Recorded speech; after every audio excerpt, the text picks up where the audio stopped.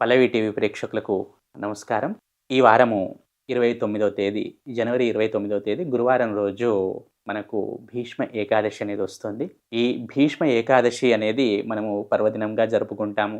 ఈ రోజే భీష్ముడు యుధిష్ఠిరునికి అంటే ధర్మరాజు అలాగే మిగిలిన పాండవులకు విష్ణు సహస్ర నామాలు తెలియజెప్పాడని, వాటి అర్థము అంతరార్థము తెలియజేశాడని పెద్దలు చెప్తూ ఉంటారు. ఈ రోజే విష్ణు సహస్రనామాలు ప్రకటితమయ్యాయి భీష్మ పితామహుడి ద్వారా అని పెద్దలు చెప్తూ ఉంటారు. సుమారు నెలన్నర 2 నెలలు ఇంచుమించుగా భీష్ముడు అంపశయ్యపై పడుకొని ఉంటాడు. ఈ మాఘమాసంలో ఉత్తరాయణ పుణ్యకాలంలో భీష్ముడు ఈ ఏకాదశి రోజు ఇవి చెప్పిన తర్వాత విష్ణు సహస్రనామాలు తెలియజెప్పిన తర్వాత తనువును చాలించాడని పెద్దలు చెప్తూ ఉంటారు. సుమారు నెలన్నర రోజులు. ఈ సమయం ఎలా ఉంటుందంటే ఈ మాఘమాసము కొంచెం హేమంత ఋతువు ఎఫెక్ట్, కొంచెం శిశిర ఋతువు ఎఫెక్ట్ ఉంటుంది. అంటే అటు మంచు చల్లగా ఉంటుంది, ఇటు కొంచెం ఎండ తాకిడి కూడా ఎక్కువగా ఉంటుంది.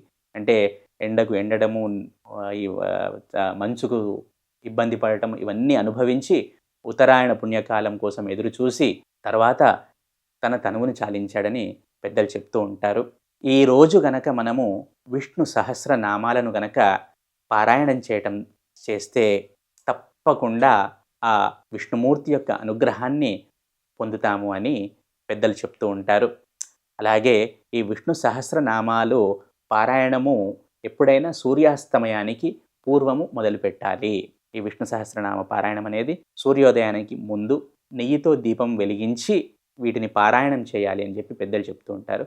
కాబట్టి ఈ భీష్మ ఏకాదశి పర్వదినాన మనందరము సూర్యోదయానికి పూర్వమే బ్రహ్మముహూర్తంలో నిద్రలేచి చక్కగా స్నానాదులను ఆచరించి ఈ నెయ్యితో దీపం వెలిగించి విష్ణు సహస్రనామ పారాయణం చేద్దాం. ఈ విధంగా చేయటం ద్వారా విష్ణువు యొక్క ఆ విష్ణుమూర్తి యొక్క ఆ భగవంతుడి యొక్క అనుగ్రహానికి పాత్రులమవుతాము.